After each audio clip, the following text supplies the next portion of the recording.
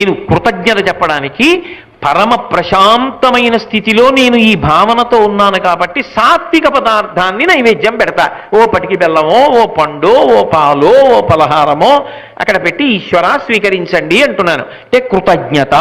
ఇప్పుడు మీరు చెప్పండి, ఈ కృతజ్ఞత ఈశ్వరుడి దగ్గర మొదలైంది, అది కిందకి వెళ్ళింది.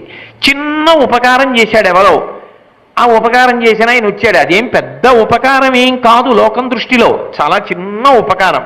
కానీ ఆయన ఏం చేస్తాడంటే, ఆయన వచ్చినప్పుడు కొడుకుని పిలిచి, ఒరేయ్ ఎంత ఉపకారం చేశారో తెలుసురా, మొన్న మీ అమ్మ నీ దగ్గరికి వచ్చింది, ఒక్కడనే ఉన్నా, జ్వరం వచ్చింది, చలి, ముసుగు పెట్టుకుని గడగడలాడుతూ పడుకున్నా, లేచి కిందకి వెళ్ళడానికి కూడా ఓపిక లేదు, బయట హోరున వాన, ఆ వానలో మహానుభావుడు వచ్చాడురా, ఎందుకు ఏమండి ఇలా ఉన్నారని చెప్పి అప్పటికప్పుడు ఎవరో తెలిసిన వాళ్ళని పిలిచి కారు ఎక్కించి వైద్యుడి దగ్గరికి తీసుకెళ్ళి, పాపం ఆయన భార్య 2 రోజులు ఇక్కడే